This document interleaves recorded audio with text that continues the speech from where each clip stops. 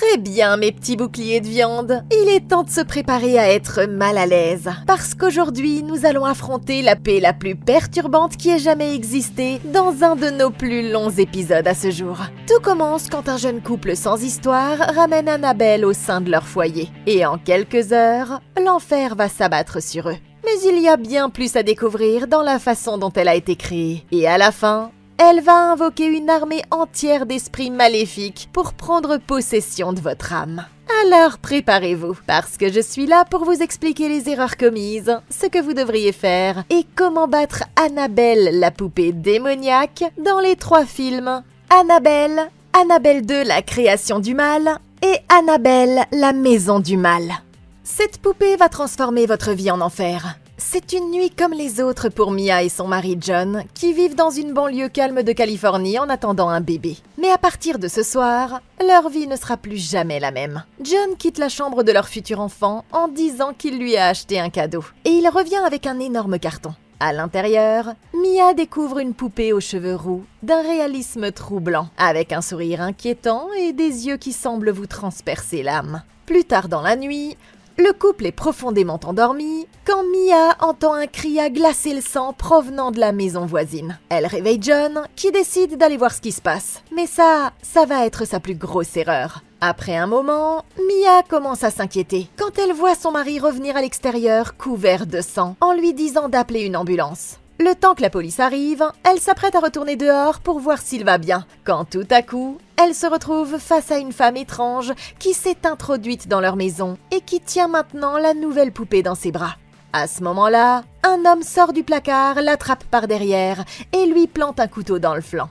Mais John se précipite dans la pièce et il commence à frapper l'homme à main nue. Il tente désespérément de repousser les 2 assaillants. Mais au moment où il semble sur le point d'être vaincu, la police arrive enfin et abat le meurtrier. Et il trouve ensuite la femme morte, adossée au mur de la chambre d'enfant, serrant toujours la poupée dans ses bras. Ok, on sait tout de suite que ça sent mauvais quand le démon n'est même pas encore apparu et qu'on envoie déjà les premiers blessés à l'hôpital. Ces 2-là ont de la chance d'être en vie, mais la vérité, c'est que cette intrusion n'aurait jamais dû avoir lieu. Même si leur quartier de Santa Monica avait la réputation d'être sûr, le comté de Los Angeles connaissait une augmentation significative des crimes violents à cette période, tels que les cambriolages et les effractions, à mesure que les familles aisées s'installaient en banlieue. C'était également une période où des sectes dangereuses comme la famille Manson étaient en plein essor et commettaient les attaques dont Mia venait de voir un reportage plus tôt dans la soirée. Maintenant, malgré ça, ils laissent leurs portes ouvertes quand ils s'absentent toute la journée et laissent leurs fenêtres grandes ouvertes quand ils dorment. C'est une façon dangereuse de vivre quand on a une femme qui attend un bébé. À l'avenir, John devrait écouter sa femme et commencer à prendre la sécurité de leur maison un peu plus au sérieux. Vous ne croyez pas? Il pourrait commencer par fermer les portes à clé quand ils ne sont pas à la maison. Ensuite, il leur suffirait d'un chien et d'un fusil pour être tranquille, parce qu'il risque de ne pas voir le premier anniversaire de son enfant s'il ne se ressaisit pas rapidement. Au lieu de simplement appeler la police comme sa femme le lui a dit, il est allé enquêter chez le voisin sans même prendre une lampe de poche. Et Mia a laissé la porte grande ouverte pendant tout ce temps. C'est précisément comme ça que ces 2 hippies meurtriers ont pu entrer dans la maison. Vu tout ce qui se passait déjà dans leur quartier, c'était vraiment pas le moment de prendre autant de risques. Le plus sûr, c'est de laisser la police s'en occuper tout en restant chez soi, porte fermée, avec au moins quelque chose pour se défendre jusqu'à leur arrivée. Mais c'est pas une coïncidence si ça s'est produit le soir même où cette poupée effrayante est apparue. Et ils vont bientôt s'en rendre compte par eux-mêmes. Après un passage à l'hôpital, Mia est mise au repos complet pour se remettre de ses blessures. Mais elle s'inquiète que l'agression ait pu affecter leur bébé. Il est un peu plus de 3h30 du matin quand ils sont réveillés par un bruit mécanique étrange provenant de l'intérieur de la maison. John saisit une batte de baseball et se glisse prudemment dans le couloir pour voir ce qui se passe. Suivant le bruit jusqu'au salon, il trouve la machine à coudre qui tourne à plein régime sans raison apparente. Perplexe, il débranche la machine pour l'éteindre. Alors qu'il retourne dans la chambre, il remarque que la porte de la chambre d'enfant est ouverte. Et quand il va la fermer, il est surpris de trouver la poupée aux cheveux roux allongée sur le sol. Il la replace dans le fauteuil à bascule et retourne se coucher sans rien dire à sa femme. Le lendemain, Mia est au lit en train de coudre quand la télévision s'éteint soudainement. Et maintenant qu'il n'y a plus de bruit, elle peut entendre le grincement du fauteuil à bascule contre le plancher dans la chambre d'enfant. Le fauteuil bouge d'avant en arrière comme s'il était balancé. Mais quand elle jette un œil à l'intérieur, elle aperçoit la poupée assise là, complètement immobile. Alors, elle referme nerveusement la porte par mesure de sécurité. Quand John rentre du travail, elle lui parle de la poupée et lui demande de s'en débarrasser. Mais personne ne réalise qu'elle est maintenant dans une position complètement différente de tout à l'heure. Il la prend, la met à l'extérieur et la jette à la poubelle, pensant que tout est fini. Mais ils ne se doutent pas que tout ce qu'ils ont fait, c'est la mettre encore plus en colère. Plus tard dans l'après-midi, ils reçoivent la visite d'un détective qui leur explique que les agresseurs étaient en fait la fille de leur voisin Annabelle qu'ils ne voyaient plus et son petit ami, tous les deux impliqués dans un culte démoniaque. Il propose de les tenir informés de l'affaire, mais Mia répond qu'elle ne veut plus en entendre parler et lui demande de ne plus les contacter, sauf si c'est une question de sécurité. Cette nuit-là, John met du popcorn sur le brûleur, mais il trouve sa femme déjà endormie, et quand il revient pour éteindre la plaque, il oublie de retirer le kit à popcorn du brûleur. Le lendemain matin après son départ au travail, Mia est occupée à coudre, sans se douter que la plaque s'est rallumée on ne sait trop comment. Tout à coup, le kit en alu prend feu et le popcorn commence à brûler. Quand elle se rend compte de ce qui se passe, toute la cuisine est déjà en feu. Elle n'a d'autre choix que de sortir de là, mais en reculant, elle trébuche sur une chaise et tombe par terre. Alors qu'elle essaie de ramper hors de la maison, elle est tout à coup tirée en arrière vers les flammes par une force puissante et invisible. Les voisins parviennent finalement à la mettre en sécurité, et John se précipite immédiatement à l'hôpital pour la rejoindre. Mais il n'y a pas que des mauvaises nouvelles aujourd'hui, parce que lorsqu'il arrive dans la chambre, il est stupéfait de découvrir qu'elle a donné naissance à une adorable petite fille en bonne santé, Léa. Ok, elle pense que c'est leur maison qui pose problème, mais si ces deux-là avaient été attentifs, ils auraient compris que c'est en fait la poupée. Il y a eu beaucoup de signes indiquant que ce n'était pas uniquement effrayant, mais aussi d'ordre démoniaque. Ils n'étaient rentrés chez eux que depuis une nuit que des événements étranges ont commencé à se produire. Et le premier incident a eu lieu juste après 3h30 du matin. Une heure souvent appelée l'heure des sorcières, parce qu'elle est associée à une activité surnaturelle accrue. Bon, nous ici, nous devrions tous savoir qu'un des tours préférés des démons est de manipuler les appareils électriques. Et c'est exactement ce que nous avons vu ici avec la machine à coudre, la télévision et bien sûr la cuisinière. Ils ont également découvert des objets qui se déplaçaient dans la maison sans aucune explication. Et il est évident que les poupées ne se déplacent pas comme par magie au milieu de la nuit. Le moyen le plus simple d'éviter ça aurait été de reconnaître ce qu'ils étaient en train de vivre. John et Mia ont tous les deux été témoins d'événements inexplicables impliquant la paix avant l'incendie. Et s'ils s'étaient simplement confiés l'un à l'autre sur ce qu'ils avaient vu, au lieu d'essayer de le nier, ils auraient fait un pas de plus vers la compréhension du véritable problème. Maintenant, il semble que le fait d'essayer de se débarrasser de la paix n'ait fait qu'énerver davantage le démon. Donc, si les attaques continuent, ils vont devoir s'attaquer à la racine du problème.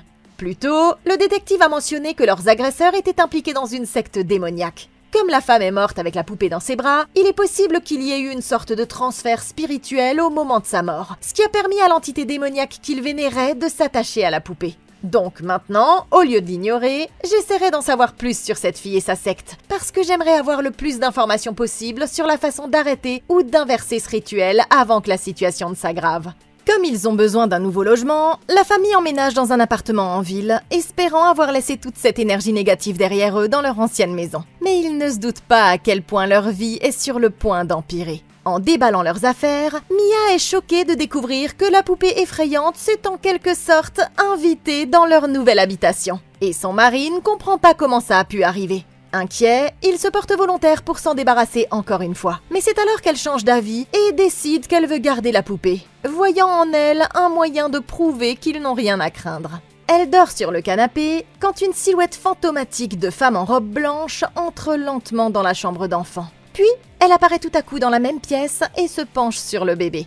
Réveillée par les pleurs de la petite, elle emmène le bébé faire une promenade pour prendre l'air. Et elle tombe sur deux jeunes frères et sœurs assis sur les marches. Au cours de leur promenade, elle rencontre Evelyn, la propriétaire d'une librairie locale, qui leur offre un livre qui était le préféré de sa fille. Les enfants sont partis quand elles reviennent de leur balade, mais le garçon a laissé un de ses dessins sur une des marches. En y regardant de plus près, Mia se rend compte qu'il s'agit en fait d'un dessin la représentant elle avec sa fille. Elle remarque ensuite d'autres dessins qui tombent sur les marches quand elle monte. Et le dernier montre la poussette percutée par un camion roulant à toute vitesse. Après les avoir examinés, John suggère qu'il parle aux parents des enfants. Mais elle commence à craindre qu'il s'agisse de plus qu'une simple coïncidence. Le traumatisme de tout ce qui s'est passé lui donne l'impression que leur famille est maudite. Mais son mari lui jure que tout ça n'est que le fruit de son imagination. Et il lui promet de rentrer tôt du travail le lendemain afin qu'ils puissent en discuter tous les deux. Le lendemain soir, Mia termine son dîner seule, son mari n'étant toujours pas rentré. Frustrée, elle éteint le tourne-disque, mais celui-ci se remet en marche un instant plus tard. Tandis qu'elle va voir ce qui se passe, elle ne remarque pas qu'une silhouette démoniaque l'observe à travers les rideaux. Ressentant une présence, elle s'approche prudemment de la fenêtre quand une violente rafale de vent la projette au sol. Alors qu'elle est allongée là, une enfant passe tout à coup en courant et disparaît dans le couloir. Elle se lance à sa poursuite et trouve la fillette debout dans la chambre de sa fille. Tout à coup, l'enfant se précipite vers elle et au moment où elle franchit la porte, elle se transforme instantanément pour prendre l'apparence de la cultiste morte. Et quand le fantôme se jette sur elle, Mia réalise qu'il ne s'agissait que d'une vision depuis le début. Ok, je vois que garder la poupée n'était pas une si bonne idée finalement. Il faudrait être complètement idiot pour ne pas avoir compris à ce stade qu'elle essaie de vous tuer. Mais peut-être, juste peut-être, qu'il y a autre chose. Il semble maintenant que la poupée soit en train de manipuler Mia, comme on peut le voir à son changement de personnalité quand elle l'a sortie de la boîte. Si la poupée peut influencer les pensées et les actions de la femme, ça pourrait rapidement devenir dangereux. Et la personne la mieux placée pour comprendre ce qui se passe, c'est son mari John. Après tout, elle lui a spécifiquement demandé de se débarrasser de la poupée il y a quelques jours, avant même qu'elle n'essaie de brûler leur maison. À moins que lui ou sa femme ne l'ait sortie de la poubelle et mise dans les cartons avec le reste de leurs affaires, il est physiquement impossible qu'elle se retrouve dans leur nouvelle maison. C'est tout ce dont j'aurais besoin pour comprendre que cette poupée est purement maléfique. Et John va devoir trouver un moyen de s'en débarrasser rapidement avant qu'il ne se retrouve sans famille. En ce moment, il ne sait peut-être pas par où commencer, mais les dessins du fils de la voisine me donnent une idée. L'esprit est apparu à Mia sous la forme d'une petite fille, ce qui pourrait signifier qu'il préfère communiquer avec les enfants plutôt qu'avec les adultes. Tout d'abord, ils doivent découvrir si ces enfants existent dans la réalité. Mais au lieu de dénoncer le gamin à ses parents, je lui demanderai comment il a eu l'idée de ces dessins. Parce que s'il peut en quelque sorte voir l'avenir ou comprendre les intentions de l'esprit, ça pourrait nous être d'une grande aide pour découvrir comment le vaincre. Mia raconte à son mari ce qui s'est passé. Elle sait que ça peut paraître étrange, mais elle insiste sur le fait qu'elle n'est pas en train de devenir folle. Son mari, qui veut la soutenir, décide de consulter leur prêtre, le père Pérez, pour lui demander conseil. Ce dernier les rassure en leur disant qu'ils peuvent surmonter n'importe quelle épreuve tant qu'ils restent soudés. Mais il n'a encore aucune idée de la gravité de la situation.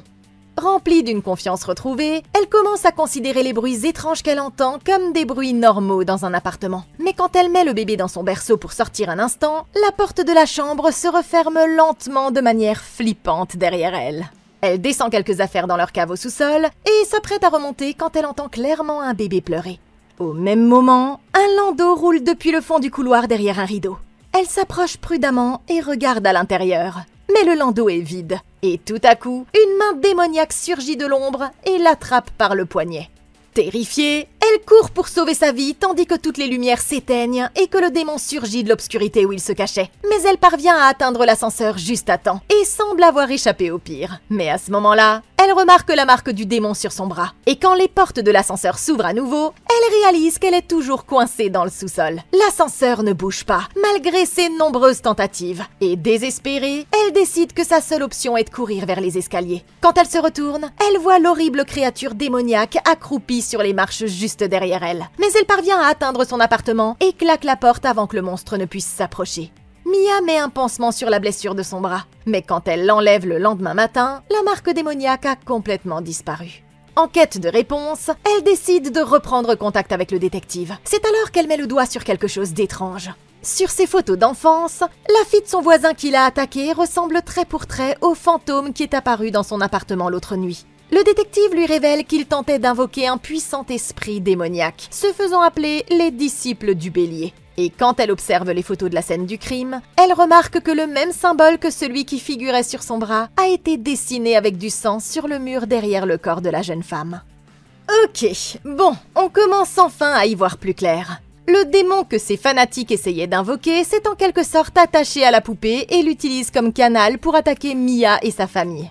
Les démons peuvent s'attacher à des objets, mais seuls les êtres humains vivants peuvent être possédés. D'après tout ce qui s'est passé, il semble évident que Mia est la cible. Ils ont déjà fait le premier pas vers la résolution du problème en contactant le prêtre. Mais le problème, c'est qu'il ne les prend toujours pas au sérieux. Le père Pérez n'approuvera pas une intervention officielle tout de suite, parce que la grande majorité de ces cas s'avèrent être des canulars avec des explications logiques. Donc s'ils veulent obtenir son aide, ils vont devoir lui fournir des preuves tangibles. Je commencerai par installer une caméra Super 8 et un enregistreur audio braqué sur la poupée et la chambre d'enfant pour voir si nous pouvons obtenir des preuves de mouvement d'objets ou de sons d'origine démoniaque inexplicable. Ça pourrait être amusant. Il pourrait également lui présenter les preuves recueillies par le détective concernant la secte satanique et lui demander s'il reconnaît quelque chose dans leurs actions ou leurs symboles. La meilleure méthode serait de le laisser interagir directement avec la poupée et de voir si sa présence provoque une réaction intense de la part de l'esprit qui l'habite. Une fois qu'ils l'auront rallié à leur cause, ils pourront commencer par bénir l'appartement avec des prières et à l'asperger d'eau bénite afin d'affaiblir l'influence démoniaque. Ensuite, le prêtre devra se concentrer sur la poupée et tenter de la bénir, de l'emporter pour la mettre en lieu sûr ou, si ça ne suffit pas, faire en sorte de la soustraire à l'emprise démoniaque. Enfin, s'il constate que les attaques persistent, il devra procéder à l'exorcisme de Mia elle-même. Après avoir fait quelques recherches de son côté, Mia se rend à la librairie où elle tombe sur sa nouvelle amie Evelyn. Elle essaie de cacher ses craintes, mais la femme se révèle étonnamment compréhensive en matière de paranormal. Et les deux femmes se rendent à son appartement pour discuter plus en détail. Après avoir écouté Mia, la femme lui fait comprendre qu'elle n'a pas affaire à un simple fantôme, mais plutôt à une puissante entité démoniaque qui s'est en quelque sorte accrochée à sa famille. Elle ouvre un médaillon et explique qu'elle a perdu sa propre fille il y a de nombreuses années. Et elle dit à Mia de faire tout ce qu'il faut pour protéger son enfant. En rentrant vers son appartement, Mia fait accidentellement tomber ses clés par terre. Et quand elle les ramasse, elle comprend tout à coup ce qui va se passer. Avant qu'elle ne puisse l'arrêter, la poussette roule jusque sur la route et la vision de la femme morte apparaît dans la vitre.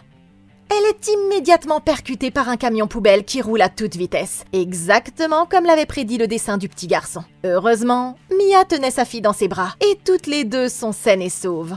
Du moins pour le moment. En parcourant les livres, elle trouve plus d'informations sur la secte et apprend que le plus grand désir du démon est de s'emparer d'une âme innocente. À ce moment-là, les portes se referment brusquement tout autour d'elle, l'emprisonnant à l'intérieur. Et quand elle regarde sous la porte de la pièce voisine, la poupée tombe tout à coup juste devant elle. Mia casse la poignée pour pouvoir s'échapper, se précipite pour prendre sa fille et retrouve la poupée immobile sur le sol.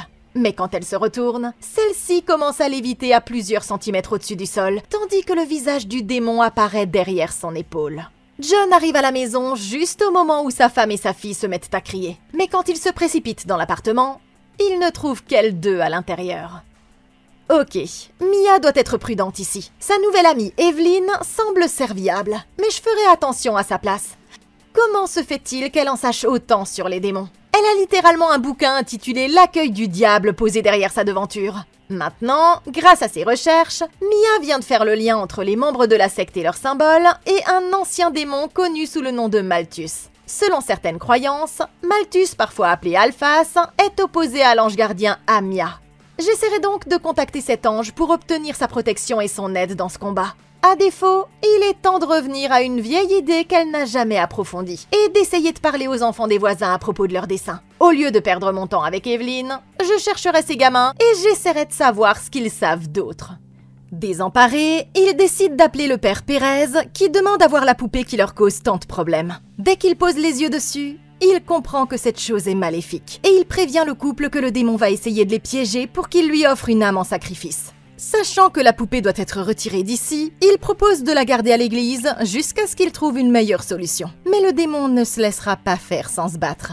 Il roule avec la poupée sur le siège arrière quand sa radio commence à faire des étincelles et même après l'avoir éteinte, il entend encore des chuchotements provenant de quelque part dans la voiture. Enfin arrivé à l'église, il se retourne et voit une femme morte debout juste derrière lui. Avant qu'il ne puisse entrer, il est tout à coup projeté en arrière par une force puissante et se cogne la tête sur le trottoir. La femme prend alors la poupée et s'en va avec.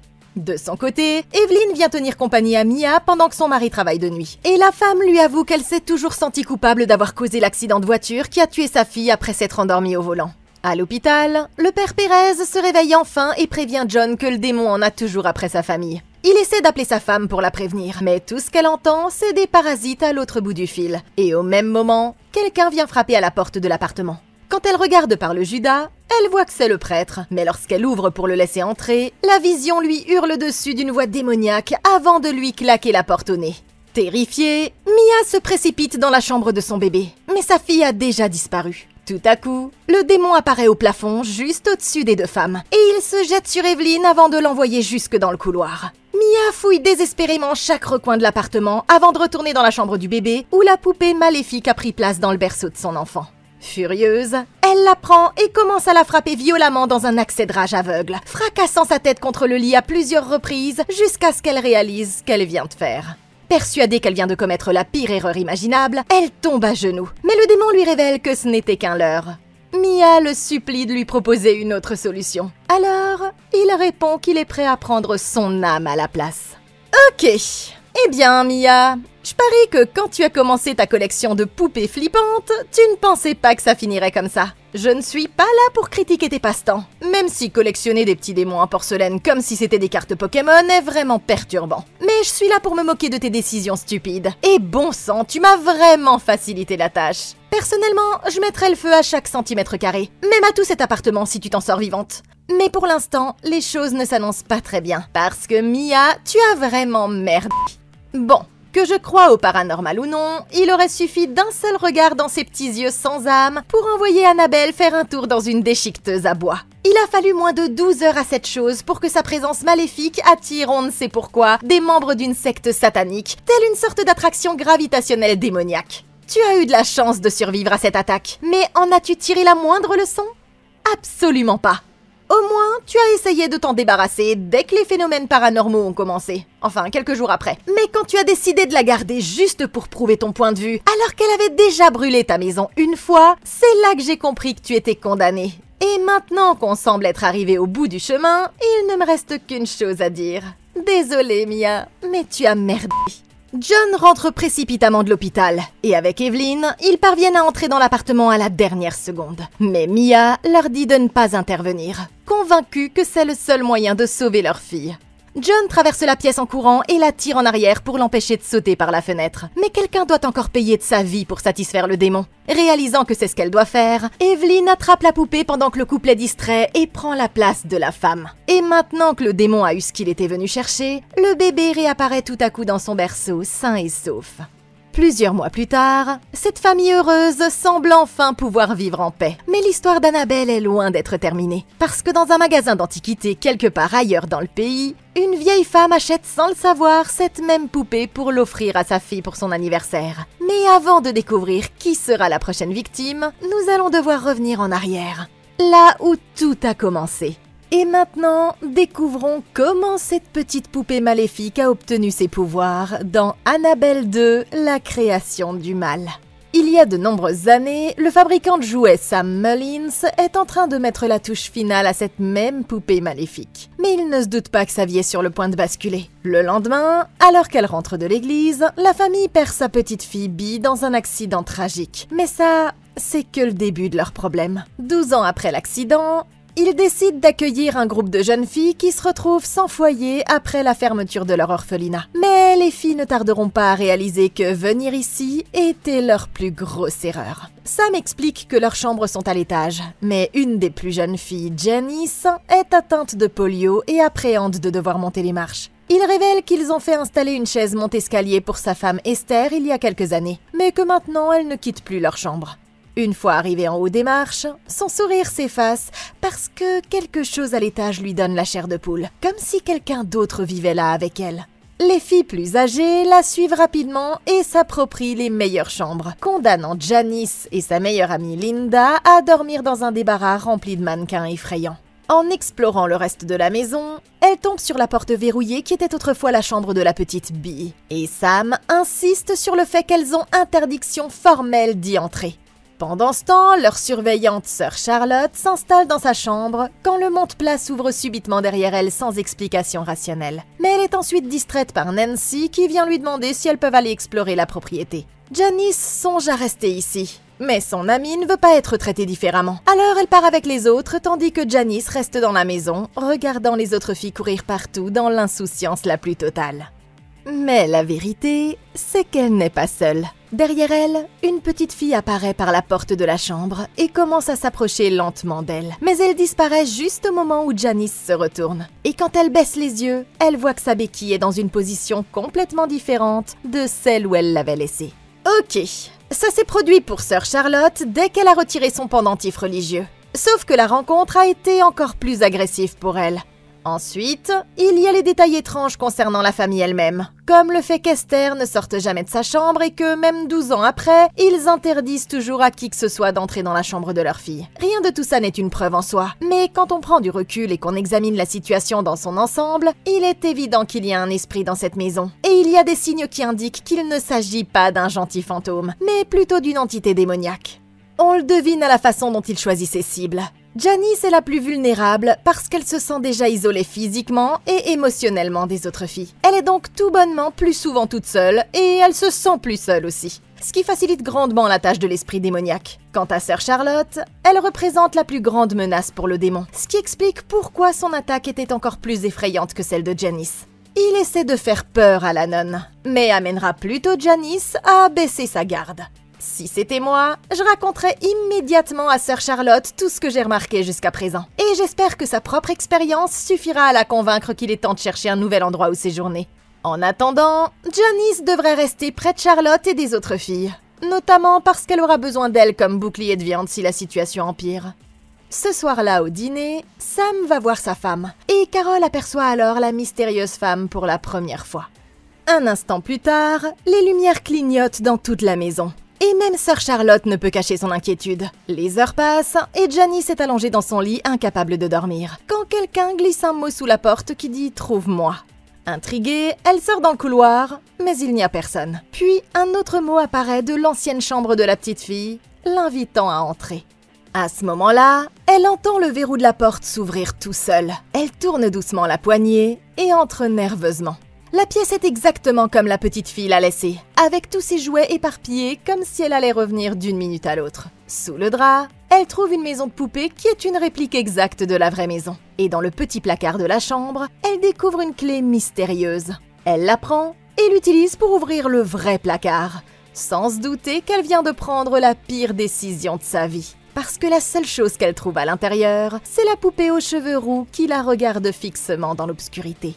Dégoûtée, la fillette ferme la porte et se retourne pour partir. Mais un instant plus tard, la porte s'ouvre à nouveau juste derrière elle. Cette fois, elle la verrouille, mais la porte s'ouvre encore une fois dès qu'elle se détourne. Frustrée, elle prend un drap et le jette sur la poupée. Mais alors qu'elle se tourne vers la fenêtre, la poupée se lève d'elle-même et se glisse furtivement derrière elle. À l'extérieur, Sam croit apercevoir la fillette à la fenêtre, alors il se précipite vers la maison.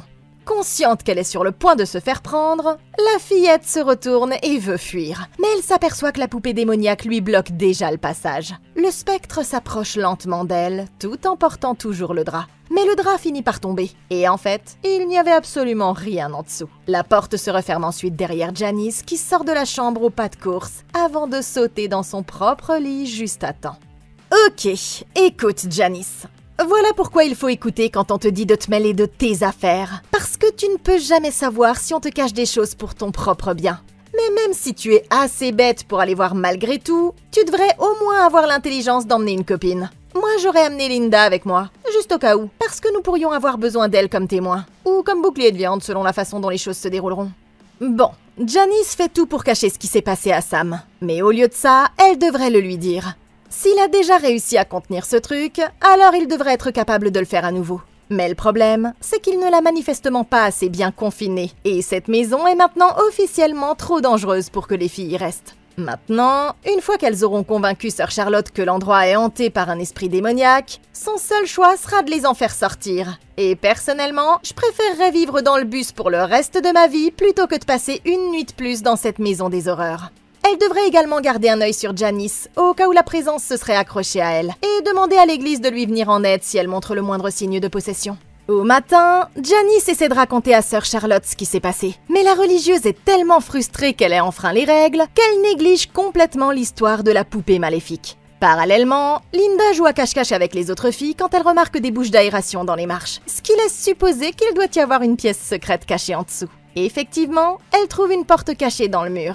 Alors elle grimpe prudemment dans l'espace vide, pensant qu'elle vient de trouver la meilleure cachette de tous les temps. À ce moment-là, la fillette sent une autre présence à l'intérieur, et quand elle se retourne, elle trouve la poupée assise dans l'ombre. C'est alors qu'une paire d'yeux démoniaques brillants apparaît au-dessus de son épaule, avant que tout à coup, elle ne tire la poupée dans l'obscurité avec force, et Linda retombe par la trappe complètement terrifiée. Tard dans la nuit, les deux filles les plus âgées sont assises sur le sol de la chambre dans une tente faite de leurs draps, plaisantant sur le fait que la diabolique Madame Mullins rôde dans la maison la nuit pour se nourrir de leurs âmes. Tout ça, c'est très amusant, jusqu'à ce qu'elles entendent la vieille femme faire tinter sa clochette quelque part au rez-de-chaussée. Les bruits se rapprochent de plus en plus, jusqu'à ce qu'elles soient juste devant la porte de leur chambre. Leur lampe de poche s'éteint et l'ombre de la femme vient se glisser à côté de leur tente. Tout à coup, son horrible visage ressemblant à celui d'une poupée apparaît entre elles. Et quand les adultes accourent pour voir ce qui se passe, Sam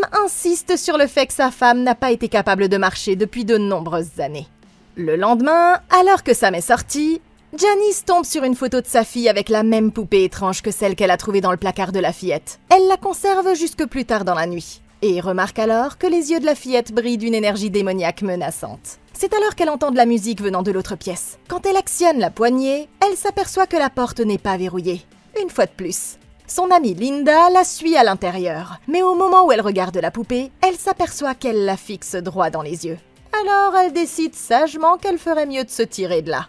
Incapable de résister, Janice ouvre le journal intime de la fillette, et les pages sont restées vierges les quelques jours qui ont suivi l'accident. Jusqu'à ce que sur une dernière page, on lise « Aujourd'hui, je suis rentrée à la maison ». À ce moment-là, la porte se referme en claquant. Les deux marionnettes à main dans le petit théâtre commencent à s'animer, mais quand elle tend la main pour les attraper, il n'y a personne de l'autre côté. C'est alors qu'une vision de la fillette apparaît derrière la maison de poupée. Mais lorsque Janice tente de s'en approcher, elle se transforme tout à coup en un démon terrifiant, qui empoigne la jeune fille par la jambe et lui inflige une marque avec ses griffes acérées comme des lames de rasoir. Janice court pour sauver sa vie, mais les portes se referment, et la maison commence à se transformer tout autour d'elle. Elle n'a d'autre choix que de grimper sur le monte-escalier, mais quelque chose prend le contrôle de la machine et commence à la remonter, avant de la faire tomber brutalement jusqu'au rez-de-chaussée. L'incident condamne Janice à se déplacer en fauteuil roulant dorénavant. Mais bien qu'elle tente d'avertir Sœur Charlotte qu'il ne s'agissait pas d'un accident, la jeune femme la rassure en lui disant qu'il n'y a absolument aucune raison de s'inquiéter. Ok, je vais finir par croire que Sœur Charlotte est du côté des démons après tout ça. Franchement, on dirait que la seule à avoir un peu senti le danger ici, c'est Linda, parce qu'elle au moins, elle a su quand il fallait sortir de la pièce. Mais le fait que Janice ait décidé de rester dans les parages montre qu'elle n'est pas vraiment la plus futée de la bande. Ses capacités de survie ne sont pas les meilleures non plus, parce que quand le démon a commencé à s'attaquer au monte-escalier, il y avait une solution facile à appliquer qu'elle a complètement ignorée. Rappelez-vous, quand Sam leur a montré le fonctionnement du monte-escalier, il leur a expliqué qu'il ne se déplaçait pas tant que le passager n'avait pas bouclé sa ceinture de sécurité. Donc, une fois qu'il avait atteint le bas et qu'il a commencé à remonter, tout ce qu'elle avait à faire, c'était de détacher la ceinture, non ? En tout cas, ça aurait actionné le coupe-circuit, ce qui aurait bloqué le fauteuil en bas des marches et lui aurait permis de descendre de ce truc où le démon n'aurait pas pu lui tendre un piège. Cela étant dit, ça ne fait que quelques nuits, et Janice, Linda, Carol, Nancy et même Sœur Charlotte ont toutes rencontré ce démon. Ça fait 5 personnes sur un total de 7 qui savent pertinemment que quelque chose ne va pas. Et pourtant, elles essaient encore de se convaincre les unes les autres que tout ça n'est que dans leur esprit. Le pire, c'est que les rencontres n'arrêtent pas de s'intensifier. Et on est passé de petites interactions à des apparitions devant plusieurs personnes et même à l'agression physique de l'une d'entre elles. Maintenant que Janice a été blessée, il est temps d'arrêter de prétendre qu'il n'y a rien à craindre. La solution la plus évidente est de quitter la maison et d'essayer de trouver un nouveau lieu d'hébergement. Mais si c'est pas possible, je me tournerai vers la confrontation avec le démon à la place. Pour ça, elles auront besoin de l'aide d'un prêtre. Mais comme nous l'avons déjà mentionné, l'Église n'approuvera pas une intervention officielle sans aucune preuve. Toutefois, la bonne nouvelle, c'est qu'en tant que nonne, Sœur Charlotte devrait pouvoir faire venir un prêtre si elle lui explique ses inquiétudes. Ensuite, elles pourront faire appel à Russell Crowe pour bénir la maison et pratiquer un exorcisme sur la poupée. Et enfin, elles pourront toutes retourner vivre leur vie en paix. Étant donné que son amie est blessée, Linda doit passer la nuit toute seule. Et quand elle monte à l'étage, elle entend d'autres bruits mystérieux provenant de la chambre de la petite fille. Elle jette un coup d'œil par le trou de la serrure et aperçoit l'effrayante poupée qui se balance d'avant en arrière sur sa chaise à bascule. Mais lorsqu'elle ouvre la porte pour voir ça de plus près, la poupée disparaît instantanément sans laisser de traces. Inquiète, la fillette se réfugie dans sa chambre et monte la garde avec un jouet à lancer de balles. Mais alors qu'elle ramène la balle, le fil se tend tout à coup et une présence invisible la soulève en l'air, tandis que des pas lourds s'avancent vers elle en courant dans l'obscurité. Horrifiée, elle saute rapidement dans son lit d'où elle peut observer des empreintes de pas foncièrement obscures qui mènent à la couchette située en dessous d'elle. Quand elle jette un coup d'œil au-delà du bord, elle découvre la poupée qui la regarde fixement, avant qu'une main démoniaque terrifiante ne la tire lentement en arrière. Le lendemain matin, Sœur Charlotte emmène la pauvre Janice à l'extérieur pour qu'elle prenne l'air. Mais dès qu'elle quitte la jeune fille, une vision fantomatique de la femme s'empare de la chaise et la précipite en bas de la colline jusqu'au vieil atelier en claquant la porte derrière elle. Janice lutte en vain pour se remettre sur ses pieds alors que tous les objets de la pièce commencent à se mettre en mouvement, ce qui la contraint à s'abriter dans le vide sanitaire. Tout à coup, la fillette possédée apparaît en bas avec elle, et elle s'élance sur Janice avant qu'elle ne puisse s'enfuir, vomissant un tas de billes noires dégoûtantes directement dans sa bouche, alors qu'elle appelle à l'aide en hurlant. Dès qu'elles entendent crier, les autres se précipitent pour l'aider, mais le temps qu'elles parviennent à l'atteindre, la voilà qui fait tout à coup comme si de rien n'était. Comprenant que son amie a besoin d'aide, Linda tente de trouver un sens à tout ça avec les autres filles, mais Carole arrive et les convainc que tout ceci n'est que dans leur tête. Linda ne sait pas du tout quoi faire, et elle est assise sous le porche quand Sam arrive et demande ce qui ne va pas. Mais tout bascule quand il apprend que Janice a trouvé la poupée de sa fille. Furieux, il entre à l'intérieur où il peut entendre son chant venant de la chambre de sa femme, et il trouve la poupée assise seule à la table de la salle à manger. Il s'approche de la poupée et trouve un mot qui indique « Je t'ai trouvé » sur la table. À ce moment-là, Janice apparaît dans l'embrasure de la porte derrière lui, et elle sort de son fauteuil roulant en le regardant d'un air franchement inquiétant. Tout à coup, la fille se transforme en un énorme démon sous ses yeux, et Sam brandit sa croix pour tenter de se défendre. Mais le démon force tous ses doigts à s'ouvrir l'un après l'autre sans le moindre effort, lui arrachant la croix des mains et faisant de lui sa première victime. Un peu plus tard, Sœur Charlotte rentre de l'épicerie et trouve le corps de l'homme sur le sol de la salle à manger. Une fois le médecin légiste prévenu, elle renvoie toutes les filles dans leur chambre. « Ok, vous vous foutez de moi là, non ? Un homme est littéralement étendu mort sur le sol, et elles n'ont toujours pas compris qu'elles sont toutes en danger. À ce stade, elles doivent impérativement se rendre compte que quelque chose ne va pas avec Janice. Elle est passée de la supplication de quitter cet endroit à chaque fois qu'elle en avait l'occasion, à un comportement tout à fait normal après l'incident dans l'atelier. Elle est également la seule à ne pas avoir d'alibi concernant le moment où Sam a été attaqué. Et elle est maintenant assise sur le porche avec la poupée sur ses genoux, comme si elle venait de devenir les meilleures amies du monde. Son changement de personnalité est si évident qu'il faut être sacrément aveugle pour ne pas le remarquer. Il est temps que Charlotte, Linda et les autres filles se rendent compte que Janice est une menace.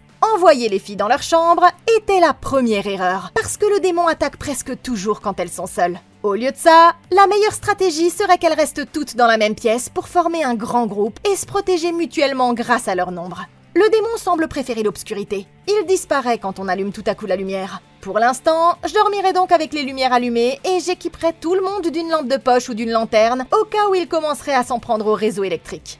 Maintenant, même si Janice est dangereuse, il y a encore une chance qu'elle redevienne elle-même si on la libère de l'influence du démon. La chose la plus importante à faire ici est donc de se séparer de cette poupée. En parlant à Madame Mullins, elles apprennent que la poupée se trouvait à l'origine derrière une barrière protectrice et sacrée dans le placard de l'étage. Donc si c'était moi, je prendrais la poupée, je la jetterais dans le placard et je clouerais la porte pour qu'il lui soit physiquement impossible de l'ouvrir. Et je demanderais à Sœur Charlotte de prier devant elle dans l'espoir de rétablir la barrière protectrice. Bien sûr, elles en sont maintenant à un point où les choses peuvent devenir mortelles à tout moment. Alors je m'assurerai aussi de prendre les clés du camion de Sam, vu qu'il ne l'utilisera plus. Et je me dépêcherai de me tirer de là le plus vite possible. Remarquant que Janice joue maintenant avec la poupée, Linda décide de prendre les choses en main. Elle attend qu'elle s'endorme, s'empare de la poupée et se faufile à l'extérieur avec l'intention de la jeter dans le puits. Linda a l'impression d'être suivie dès le début. Sœur Charlotte arrive juste au moment où la fillette la jette dans le puits. Mais alors qu'elle se penche pour s'assurer qu'elle est bien tombée, une paire de bras démoniaques surgit tout à coup et tente de l'entraîner dans le puits. La femme réussit de justesse à la sauver, et elle court immédiatement dire à Janice que la chose a disparu. Mais lorsqu'elle retire les draps, elles sont horrifiées de découvrir que la poupée a en quelque sorte pris sa place. Charlotte saisit la poupée et entre en trompe dans la chambre de Madame Mullins pour exiger des réponses. Mais rien n'aurait pu la préparer à ce que la femme est sur le point de révéler. Il s'avère que la famille a commencé à tenter de communiquer avec l'esprit de leur petite fille après l'accident. Et ils lui ont donné la permission d'habiter sa poupée. Mais ils ont fini par comprendre qu'ils avaient en fait invoqué un vieux démon. Et une nuit, la créature les a attaqués, causant la perte de l'œil gauche de la femme. Le seul moyen de l'arrêter a été de contenir la poupée dans le placard béni par le prêtre local. Mais étant donné que Janice a à nouveau ouvert la porte, la poupée est de retour pour les tourmenter une nouvelle fois. À l'étage, les filles plus âgées trouvent Janice assise dans la chambre de la fille décédée. Mais il est immédiatement clair qu'elle n'a plus le contrôle. Et Charlotte leur ordonne d'appeler la police pendant qu'elle va aider les autres. Après avoir raccroché le téléphone, elles se préparent à chercher un endroit sûr quand elles entendent Madame Mullins faire retentir sa clochette. Mais quand elles se présentent pour l'aider, elles trouvent la femme complètement coupée en deux. Et son buste est cloué au mur de la chambre. Charlotte parvient à rejoindre la pièce où se cachent les autres filles. Mais avant qu'elle ne puisse aller bien loin, Janice apparaît dans l'embrasure de la porte, un couteau à la main. La femme tente de prier pour elle, mais quand elle ouvre les yeux, elle se rend compte qu'elle est en lévitation à plusieurs centimètres du sol. Tout à coup, une force puissante la plaque contre le mur. Alors les filles courent pour sauver leur vie. Mais l'esprit attrape Linda et l'entraîne dans la pénombre avant qu'elle ne parvienne à s'enfuir. Ok, il est toujours détestable de voir une famille se faire déchirer au sens propre du terme. Mais honnêtement, ces deux imbéciles l'ont bien cherché. Et je ne parle pas uniquement de Sœur Charlotte, parce que, croyez-le ou non, il y avait en fait deux plus grands abrutis encore qui observaient tranquillement en arrière-plan depuis le début. En effet, c'est vous que je regarde, monsieur et madame Mullins, et j'ai de mauvaises nouvelles pour vous. Vous avez tous les deux sérieusement merdé. Pour commencer, je dirais que l'accident qui a entraîné tout ce cauchemar était complètement évitable. Parce que franchement, vous pouviez clairement voir le camion venir à pleine vitesse à 1 km au moins. Et vous voulez me faire croire que personne n'a songé à dire à la pauvre gamine de s'éloigner de la route ou n'a au moins pensé à lui tenir la main jusqu'à ce qu'il s'arrête? La vérité, c'est que rien de tout ça ne serait jamais arrivé si vous n'aviez pas été de mauvais parents. Mais apparemment, ce que vous avez décidé de faire ensuite était pire encore. S'il y a une chose que n'importe qui ayant ne serait-ce qu'un soupçon de connaissance du paranormal vous aurait dit, c'est qu'il ne faut jamais, et je dis bien jamais, essayer de conclure des pactes avec l'autre côté dans le but de ramener des êtres chers décédés. Ok? C'est un aller simple pour Demon City pour toute personne qui y prendrait part. Et vous finirez toujours par en payer le prix fort. Maintenant, ce serait une chose si vous ne vous étiez mis en danger que vous-même. Mais 12 ans après que madame se soit fait arracher un œil, vous avez jugé bon d'inviter 6 autres filles innocentes dans ce piège mortel. Si l'un d'entre vous était encore en vie, il mériterait de passer le reste de sa vie en prison pour ça. Parce que sérieusement, combien de temps pensiez-vous que ça allait durer avant que la curiosité ne prenne le dessus et qu'une de ces gamines ne libère accidentellement votre poupée maléfique? N'importe qui de sensé aurait pu le voir venir dès le début. Et même après le début des attaques, vous avez encore décidé de le leur cacher. Parce que vous ne vouliez tout simplement pas assumer vos erreurs.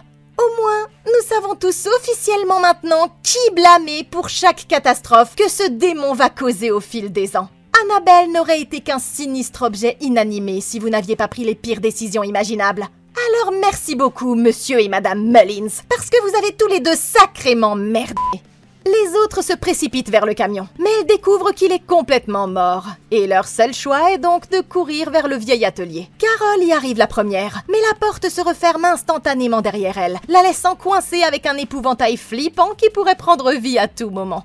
Et c'est exactement ce qui se passe. L'épouvantail commence à bouger et se transforme en démon, tandis que les ampoules électriques commencent à clignoter et à tomber du plafond l'une après l'autre.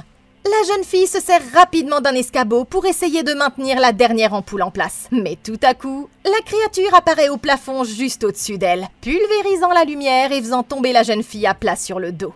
Terrifiée, elle parvient à se cacher dans un placard et le démon frappe violemment contre le battant. Mais Nancy arrive à temps et aide la jeune fille à s'échapper par la fenêtre.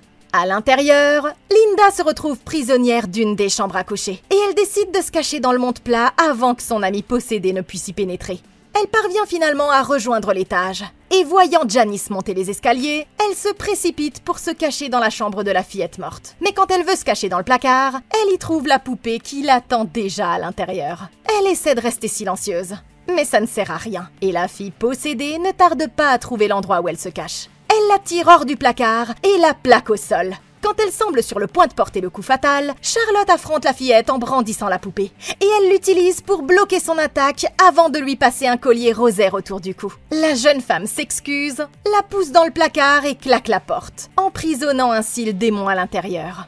Mais lorsque ces cris s'arrêtent, la maison entière se met à trembler et des objets commencent à voler à travers la pièce.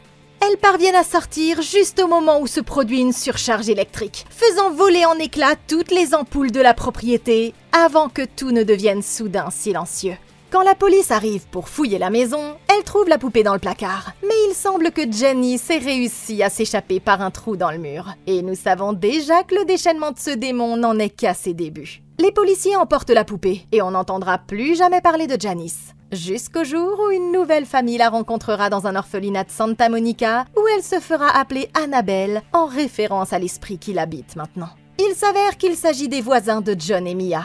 Et 19 ans plus tard, la jeune fille reviendra pour les tuer tous les deux à la suite de l'incident qui la réunira pour la dernière fois avec la poupée. Et maintenant, on peut reprendre l'histoire là où elle s'est arrêtée, en se plongeant dans le dernier chapitre. Annabelle, la maison du mal.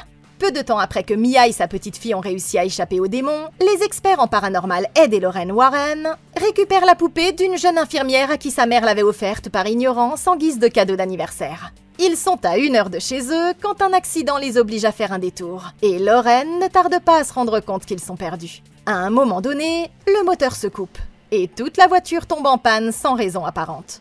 Alors qu'Ed vérifie sous le capot, Lorraine s'aperçoit qu'ils se sont arrêtés devant un cimetière. C'est alors que l'esprit de Janice, alias Annabelle, apparaît sur la banquette arrière, avant de disparaître à nouveau quelques instants plus tard. Et quand Lorraine se tourne vers le portail, elle voit un groupe d'esprits du cimetière qui observent leur voiture. Lorsqu'Ed referme le capot, elle se rend compte qu'il est déjà encerclé. Et tout à coup, l'un d'entre eux le pousse sur la route, au moment même où un véhicule surgit de nulle part à vive allure. Mais il plonge juste à temps. Et ils comprennent immédiatement que la poupée vient d'essayer de lui ôter la vie. Une fois arrivés chez eux, ils emmènent Annabelle dans leur pièce dédiée aux artefacts démoniaques, où un prêtre prononce une prière au-dessus de la poupée et la bénit avec de l'eau bénite. Mais sentant l'énergie démoniaque tout autour d'eux, ils réalisent que ça semble encore insuffisant. Ils décident de construire une vitrine pour la poupée, en se servant du verre d'une vieille église, et de l'enfermer à l'intérieur avec un écriteau sur la porte qui dit « Il ne faut jamais l'ouvrir ». Lorraine est satisfaite de voir que le mal est endigué, mais il n'en sera pas ainsi très longtemps. Ok, ça ne va pas bien se terminer. Les Warren pensent avoir réussi à contenir la poupée, mais ils ne vont pas tarder à regretter d'avoir fait entrer cette chose dans leur maison. Je veux dire, elle a déjà essayé de tuer Ed une fois. Je ne voudrais donc pas qu'elle reste sous le même toit que moi, à moins d'être absolument certaine qu'elle n'est plus une menace. Et c'est pour ça qu'on devrait simplement mettre le feu à cette putain de chose. Quelqu'un a déjà essayé de contenir cette poupée une fois, et ils ont même utilisé une méthode similaire en l'enfermant derrière une barrière sacrée à l'intérieur d'une pièce fermée à clé. Mais elle finit toujours par trouver un moyen de manipuler quelqu'un pour qu'il la laisse sortir. Vu qu'ils ont une petite fille dans leur maison, ce n'est absolument pas un risque qu'ils devraient prendre. D'autant qu'ils savent pertinemment que les cibles préférées des démons sont les enfants vulnérables et socialement isolés. Au lieu de la ramener dans leur maison, ils devraient l'amener directement dans une église et la conserver dans une pièce scellée située sur un sol consacré, où l'énergie sacrée annulera son influence démoniaque et où ils pourront régulièrement pratiquer des bénédictions sur la poupée pour la maintenir sous contrôle. S'ils veulent la vaincre plus durablement, la meilleure chose à faire est d'essayer de retrouver l'origine de la poupée et d'en apprendre le plus possible sur le démon qui l'habite. Ils savent, d'après leur conversation avec l'infirmière, que la mère de la jeune fille lui a offert la poupée comme cadeau d'anniversaire. Et étant donné que la poupée est une pièce unique, il ne devrait pas être difficile de retrouver le magasin d'antiquités qui la lui a vendue. À partir de là, ils n'auront plus qu'à suivre la piste des preuves pour remonter jusqu'aux attaques contre John et Mia, jusqu'à ce qu'ils fassent enfin le lien entre la poupée, les membres de la secte et le démon Malthus. Maintenant, selon les Warren, la poupée n'est pas possédée par un seul esprit, mais agit plutôt comme un conduit pour plusieurs d'entre eux. Cela dit, nous savons que Malthus est responsable de la plupart des attaques, et qu'il est l'esprit le plus puissant et le plus malveillant attaché à la poupée. Connaître le véritable nom du démon est une étape cruciale de l'exorcisme. Grâce à cela, les Warren pourront utiliser leur relation avec l'Église pour tenter de bannir Malthus plus directement. Bon, ils ne parviendront peut-être jamais à éliminer définitivement la poupée ou tous les esprits. Mais en ciblant ce démon en particulier, c'est une stratégie viable qui pourrait réduire considérablement son pouvoir et le rendre plus facile à contenir. Et à en juger par la façon dont les Warren tiennent à leur maison, il semblerait qu'ils aient tout intérêt à tous les capturer. 1 an plus tard, les Warren doivent quitter la ville pour une enquête qui doit durer une nuit entière. Alors, ils laissent leur fille introvertie Judy en compagnie de sa babysitter préférée, Marie-Hélène. Comme l'anniversaire de la fillette approche à grands pas, elles préparent un gâteau ensemble. Mais elles entendent quelqu'un frapper à la porte d'entrée. Quand Marie-Hélène va ouvrir, il semble qu'il n'y ait personne. C'est alors que son amie Daniela, un véritable aimant à emmerde, surgit derrière elle après s'être discrètement glissée dans la maison par l'arrière. Elle est venue parce qu'elle est obsédée par le paranormal. Et après avoir entendu dire que les Warren n'étaient pas en ville, elle espérait pouvoir jeter un coup d'œil sur ce qu'ils cachent ici dans la maison.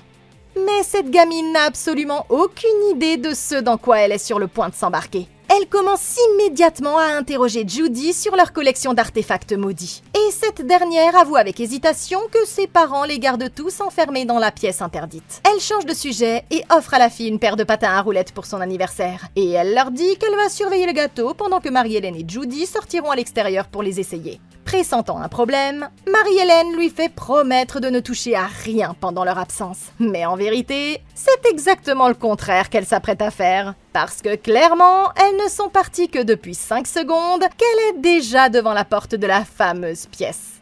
Elle est fermée à clé, évidemment. Mais elle ne va pas se laisser arrêter par une simple question de propriété privée. Elle fouille leur bureau jusqu'à ce qu'elle trouve les clés. Et maintenant, elle est enfin en mesure de se frayer un chemin à l'intérieur. La pièce est remplie d'objets inquiétants qui semblent tous susceptibles de renfermer un esprit maléfique. Et Daniela touche chacun de ces objets l'un après l'autre, jusqu'à ce qu'elle tombe sur un vieux piano. Elle sort une photographie de sa poche et tente de contacter l'esprit de son père récemment décédé. Et elle lui demande un signe de sa présence. Rien ne se passe au début, mais alors qu'elle s'apprête à partir, elle entend un bruit sourd derrière elle. Et quand elle se retourne, elle voit la poupée penchée en avant, la tête appuyée contre la vitre. Sans se soucier une seconde de l'avertissement pourtant très clair sur la vitrine, elle ouvre le coffret et tente de remettre la poupée à sa place. Mais c'est alors qu'elle entend l'alarme incendie se déclencher, parce que le gâteau a commencé à brûler. Elle se précipite hors de la pièce et oublie évidemment de refermer la porte à clé. Dès qu'elle est partie, la poupée se penche à nouveau vers l'avant. Elle ouvre la porte et la voilà enfin libérée. Dans la maison, Marie-Hélène est en train de commander une pizza quand quelqu'un sonne à la porte. Et la personne qui est là commence immédiatement à frapper de grands coups de l'autre côté avant même qu'elle n'ait eu le temps de venir répondre. En regardant par le Judas, elle constate qu'il n'y a apparemment plus personne. Mais au moment où elle se retourne, elle entend la voix d'une jeune fille qui demande si Annabelle peut sortir pour jouer. Elle ouvre la porte et voit une étrange jeune fille vêtue à l'ancienne qui tapote à plusieurs reprises sur la vitre. Et quand elle essaie de lui expliquer que personne du nom d'Annabelle n'habite ici, la jeune fille insiste sur le fait qu'elle se tient juste derrière elle, avant de disparaître subitement dès qu'elle détourne le regard. Ok, ces deux-là pensaient faire un bon petit gâteau, mais ce qu'elles étaient en train de préparer, c'était la recette pour un désastre. Marie-Hélène vient de rencontrer le plus effrayant des toc-toc-toc de tous les temps. Et à moins qu'une famille de voyageurs temporels ne vienne d'emménager dans la rue, on peut considérer que c'est son premier avertissement que des choses louches sont sur le point de se produire. On aurait pu penser que les Warren auraient retenu la leçon après avoir laissé Judy derrière eux quand ils se sont battus contre Bathsheba à la ferme de Rhode Island. Mais visiblement non. Et cette fois, au lieu de mamie, ils l'ont confiée à une babysitter adolescente. Qu'est-ce qui pourrait bien aller de travers, hein? Comment se fait-il que les filles n'aient pas réalisé que Daniela allait immédiatement chercher la pièce interdite dès qu'elle la laisserait seule? Et surtout, pourquoi les Warren ont-ils laissé les clés à disposition? Bon, au moins, les parents ont essayé de la prévenir. Mais ils auraient dû savoir qu'un écriteau ne pourrait pas arrêter une personne bien trop bête pour le lire. Daniela n'a aucune idée de ce qu'elle vient de libérer. Mais Marie-Hélène savait déjà qu'elle cherchait à entrer dans cette pièce. Alors après l'étrange interaction avec la fille à la porte, elle devrait peut-être vérifier que son idiote de copine n'a pas libéré un vieil esprit démoniaque. La première chose que je ferais serait de demander à Judy si elle connaît la fille ou si elle connaît quelqu'un qui vivait là avant du nom d'Annabelle. Judy aime lire les dossiers de ses parents à leur insu. Il y a donc de fortes chances qu'elle sache immédiatement qu'Annabelle est en fait la poupée. Maintenant, une fois qu'elles auront compris qu'elle s'est échappée, elles devraient immédiatement appeler les Warren et leur dire exactement ce qui s'est passé. Les parents sauront quoi faire au sujet d'Annabelle, mais en attendant leur retour, les filles devraient prendre la voiture, se rendre à l'église la plus proche et y rester jusqu'à ce que les Warren aient repris le contrôle de la situation.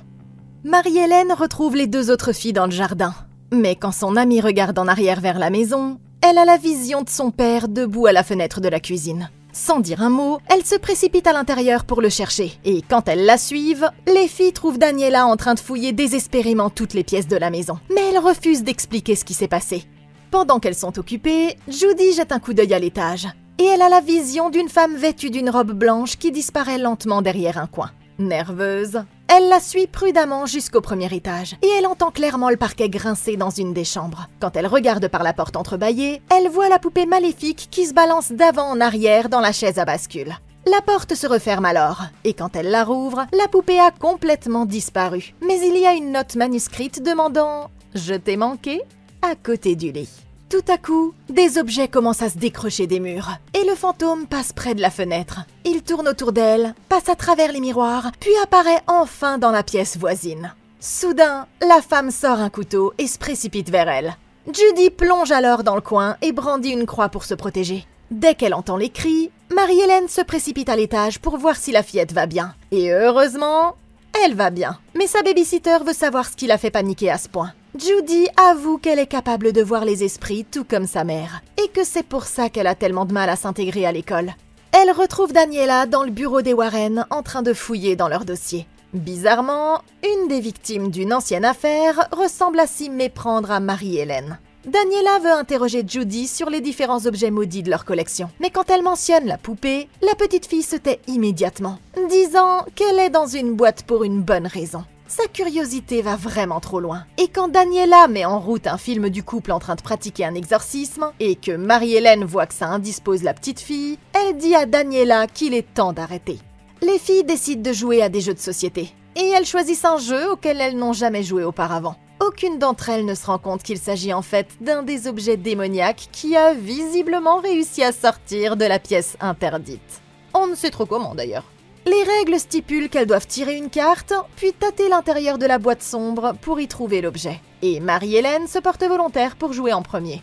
À ce moment-là, elles entendent à nouveau la sonnette de la porte. Nerveuse, elle va ouvrir. Mais elle est soulagée de constater qu'il ne s'agit que de Bob, le gars de l'épicerie, qui espérait avoir une chance de conclure ce soir. Ils sont interrompus quand le livreur de pizza arrive, et il dit à Bob que la clé du cœur d'une femme se trouve dans le rock'n'roll. Et bien qu'elle ne soit pas autorisée à le laisser entrer, elle est contente que Bob ait décidé de passer. Ok, bon les filles, c'est pas le moment de faire sa fête à la pizza. Et si elles ne font pas très attention, ça pourrait même bien être leur dernier repas. Le fait qu'elles se mettent à jouer à des jeux de société comme si rien ne s'était passé est en fait complètement insensé, parce qu'à ce stade, elles ont toutes les trois eu des rencontres paranormales, et un des esprits a même essayé de s'en prendre à la pauvre Judy ici présente. Il est évident d'après le comportement de Daniela qu'elle est entrée dans la pièce interdite dès que les autres étaient partis. Sinon, comment aurait-elle pu savoir pour la poupée ? Et maintenant que Judy a effectivement vu la poupée à l'étage, même si ce n'était qu'une vision, elle devrait mettre en cause Daniela pour son mensonge et lui faire admettre ce qu'elle a fait.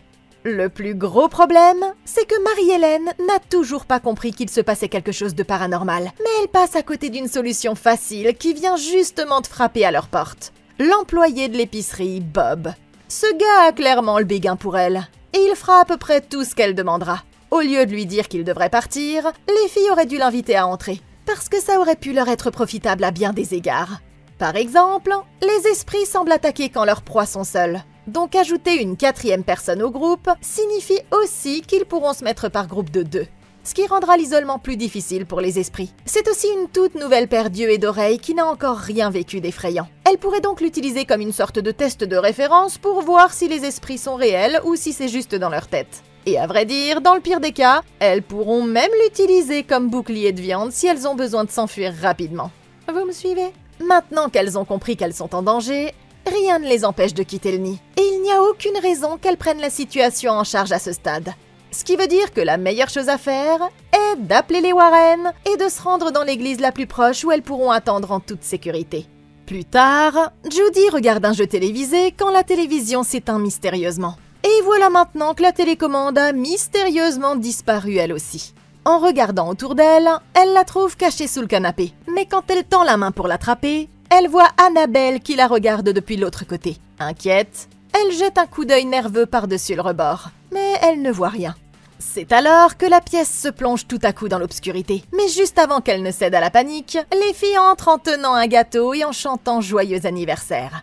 Judy oublie alors immédiatement ce qui l'effrayait tellement. Elles sont sur le point de la mettre au lit quand elles entendent de la musique venant de quelque part à l'extérieur. Et quand elles regardent par la fenêtre, elles se rendent compte que c'est Bob qui leur joue la sérénade avec sa guitare acoustique. Marie-Hélène trouve ça mignon. Alors elle se précipite à travers la maison pour aller lui parler. Mais au moment où les filles détournent le regard, de la brume commence à prendre forme, jusqu'à se transformer tout à coup en un putain de loup-garou, ce qui oblige Roméo à prendre ses jambes à son cou. Et le temps qu'elles arrivent en bas, il semblerait qu'il soit déjà parti. Il est temps pour Daniela de rentrer chez elle. Mais alors qu'elle s'apprête à partir, elle se rend compte qu'elle a toujours les clés de la pièce interdite. Comme elle ne veut pas que son ami le sache, elle décide de se glisser discrètement dans la maison encore une fois, sans que les filles s'en aperçoivent. Mais juste au moment où elle atteint le bureau des Warren, elle entend la porte s'ouvrir doucement en grinçant, juste derrière elle. Sa curiosité prend encore une fois le dessus, et elle pénètre dans la pièce une nouvelle fois. Mais elle découvre que la poupée s'est apparemment échappée de son écrin. Quand elle regarde à l'intérieur, elle trouve un bracelet de deuil qui sert à contacter les esprits des personnes décédées. Elle y place la photo de son père, le met autour de son poignet et demande à nouveau que son esprit se manifeste. Mais cette fois, le fauteuil à bascule se met immédiatement à bouger tout seul. Et cet événement la distrait tellement qu'elle ne remarque même pas l'esprit de son père qui passe telle une ombre de l'autre côté de la pièce. Tout à coup, la porte se referme et elle l'enferme à double tour. Et c'est alors qu'elle entend quelqu'un jouer des notes au piano. Elle s'en approche et essaie de jouer la même chose. Alors l'esprit se met tout à coup à jouer avec elle. Mais quand elle jette un coup d'œil, elle se rend compte que son visage est horriblement amoché. Alors elle court vers la porte, mais découvre qu'elle est prise au piège sans aucun moyen de s'échapper. Toujours inconsciente du danger, Marie-Hélène est en train de nettoyer la cuisine quand un verre de lait saute littéralement de la table et explose sur le sol. Alors qu'elle le balaie, elle entend un disque qui commence à jouer tout seul quelque part dans l'autre pièce. Après l'avoir éteint, elle sent une étrange présence traverser la maison jusqu'à atteindre la chambre de Judy. Inquiète, elle monte à l'étage pour vérifier si tout va bien. Et elle trouve la petite fille au lit saine et sauve. Mais quand elle retire le drap, elle est horrifiée de découvrir que l'effrayante poupée est allongée juste à côté d'elle. Ok, d'accord les amis, ça c'est pas normal. Et elle est sur le point de réaliser que Daniela n'est pas la seule à être piégée. Elles sont sur le point de se retrouver face à une multitude d'entités différentes qui sont toutes liées aux objets de la maison des Warren. Et maintenant que les esprits sont aux commandes, appeler les adultes à l'aide n'est plus vraiment une option. Toutefois, il y a en fait une chance qu'elles puissent encore survivre à la nuit si elles prennent les bonnes décisions. D'après leur conversation de tout à l'heure, Marie-Hélène sait que la poupée Annabelle doit être rangée dans sa vitrine. La première chose à faire est donc de réveiller Judy pour confirmer que cette poupée n'est pas une des siennes. Puis, toutes les deux pourront essayer de la remettre là où est sa place. Maintenant, quand elles seront dans la pièce interdite, elles se rendront compte que Daniela est enfermée à l'intérieur avec les clés. Les esprits ont peut-être bloqué les serrures de façon surnaturelle, mais une porte en bois reste une porte en bois. Si elle prend une de ces haches de guerre sur le mur juste derrière elle, Daniela pourrait facilement se frayer un chemin à la Jack Torrance et se libérer. Il ne leur resterait alors plus qu'à remettre la poupée dans sa boîte et à la refermer à clé. Et si elles résistent ou si elles les dominent de quelque façon que ce soit, elles devront changer de stratégie et passer de la contention de la poupée au mode survie. Elles pourront toujours courir jusqu'à la voiture de Marie-Hélène, mais si les esprits les empêchent par n'importe quel moyen de partir, leur seul choix sera de rester sur place. Dans ce cas, elles devront rester ensemble. Allumez toutes les lumières de la maison et prenez des croix et des lampes de poche pour vous protéger, les filles. Dans leur bureau, les parents de Judy ont tenu un registre détaillé de tous les esprits qu'ils ont rencontrés. Alors, les filles pourraient utiliser ces connaissances pour se protéger et survivre. Par exemple, si elles rencontrent le passeur, elles sauront grâce au registre qu'elles peuvent le soudoyer avec des pièces de monnaie pour payer le droit de passage. Et en ce qui concerne le loup-garou, alias le chien noir, elles peuvent le distraire avec un poulet vivant ou de la viande du frigo. Quelque temps plus tard, la babysitter entend des voix provenant du bureau des Warren. Et quand elle va voir ce qu'il en est, elle découvre qu'il s'agit en fait d'une cassette audio d'une de leurs anciennes affaires. Au moment où elle l'éteint, toutes les lumières de la maison s'éteignent tout à coup. Elle prend alors une lampe de poche et commence nerveusement à se diriger vers les escaliers, sans se rendre compte qu'elle est déjà observée par un esprit qui a des pièces de monnaie sur les yeux. Une des pièces roule dans les escaliers lorsqu'elle arrive en bas. Et une à une, d'autres pièces continuent d'apparaître. Et elle l'attire jusqu'à la cuisine. Lorsqu'elle éclaire la cuisine, la jeune fille voit 2 pièces de monnaie tomber de nulle part. Mais quand elle en brandit une, le visage d'un horrible esprit démoniaque apparaît tout à coup devant elle. Terrifiée, la jeune fille prend ses jambes à son cou. Mais l'esprit démoniaque la fait tomber et commence à la traîner dans la pièce. Il disparaît finalement au moment où elle braque la lampe de poche directement sur lui, ce qui lui sauve la vie juste à temps. Elle court à l'étage et trouve la porte de Judy fermée à clé. Et à l'intérieur, la petite fille est réveillée en sursaut par une force puissante qui tente de la tirer hors de son lit. Tout devient silencieux pendant une seconde, jusqu'à ce que quelque chose se soulève sous les draps. Et quand elle regarde, l'esprit de la petite fille, Bee, lui saute tout à coup dessus depuis l'obscurité. Judy hurle et jette la poupée à travers la pièce, mais son ombre se transforme en différentes formes jusqu'à prendre celle d'un démon terrifiant. Et tout à coup, le monstre apparaît dans le lit juste à côté d'elle. Elle réussit à atteindre le couloir, mais le démon continue à couper la route aux deux filles, peu importe où elles essaient de s'enfuir. Elle décide alors que leur seul espoir est d'essayer d'appeler ses parents. Au lieu de les aider, la femme leur dit qu'elles doivent simplement donner une âme au démon. Et elle réalise que ce n'était qu'une autre ruse depuis le début. En quête d'une réponse, elles se précipitent dans la pièce des artefacts et sont surprises de trouver Daniela toujours enfermée à l'intérieur. Les filles lui demandent ce qu'elle fait là, et elle avoue qu'elle a involontairement laissé la poupée s'échapper. Mais elles sont obligées de ressortir en courant, parce que tous les objets maudits de la pièce commencent à se remplir d'énergie démoniaque d'un seul coup. Le choc provoque chez Marie-Hélène une violente crise d'asthme, et la petite fille se précipite immédiatement dans sa voiture pour aller y prendre son inhalateur. Daniela la poursuit, mais elle s'arrête net quand le fantôme de la mariée sanglante apparaît en haut des escaliers. Et quand elle se retourne pour courir, l'esprit surgit tout à coup devant elle et la poignarde en plein dans le ventre.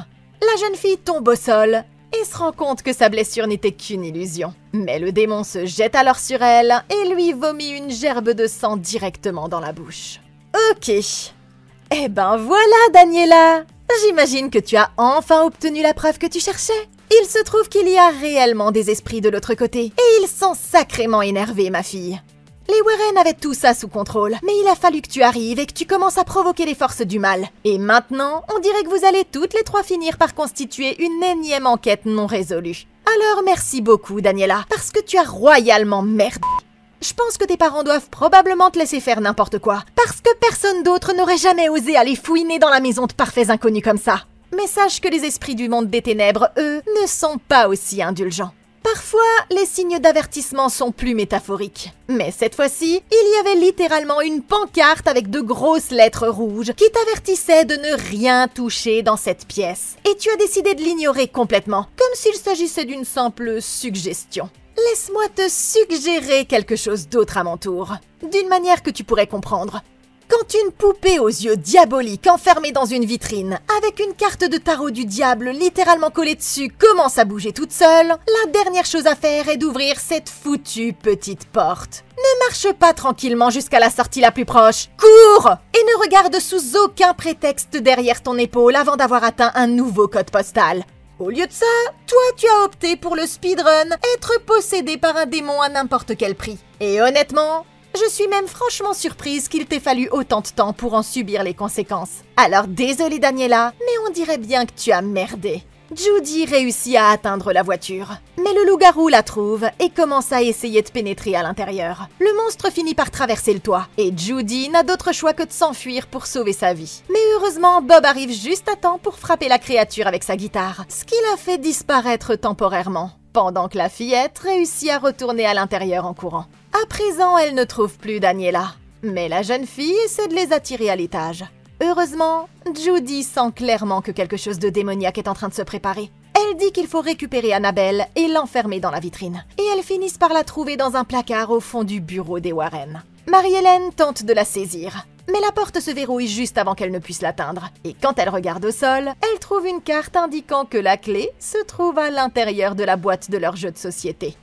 Elle n'a d'autre choix que de mettre sa main à l'intérieur.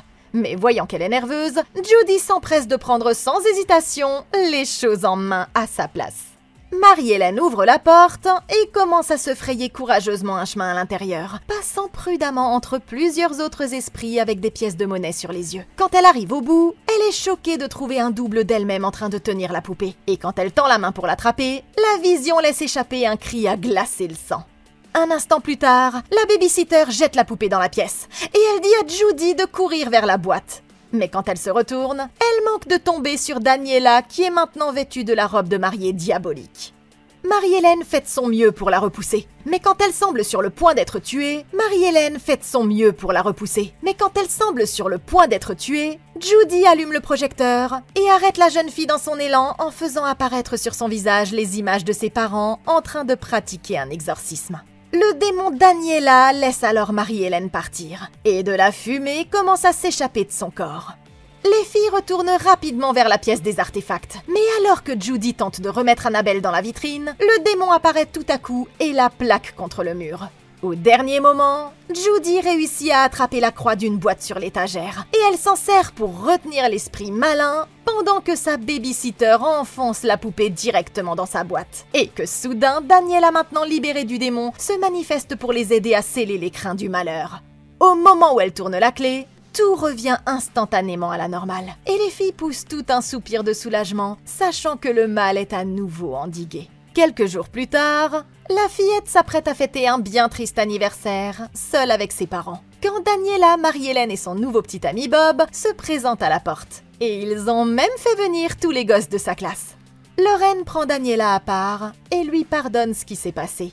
Elle lui dit qu'elle a parlé à l'esprit de son père et que ce dernier lui a dit qu'il l'aimait beaucoup. Il semble que le démon ait finalement été vaincu et qu'ils puissent tous vivre heureux jusqu'à la fin de leur jour. Quant à la poupée, elle est toujours enfermée dans sa vitrine, attendant patiemment une nouvelle occasion de pouvoir frapper. La trilogie Annabelle. C'était d'enfer! Toute la saga Conjuring en fait, c'est vrai non? Jusqu'à présent, c'était un de nos plus longs épisodes. Alors regardez-le sur votre télé, votre PlayStation, votre Xbox ou n'importe quel autre appareil sur lequel vous pouvez accéder à YouTube. Mais oui, Annabelle, rien à dire. Bon bref, en gros, si vous auriez fait quelque chose de différent, dites-le moi dans les commentaires ci-dessous. Merci beaucoup d'avoir regardé. Laissez un like, abonnez-vous et consultez la playlist de Comment Battre. Je suis là pour vous. Nous, on se retrouve dans la prochaine vidéo. Et d'ici là, passez une excellente journée!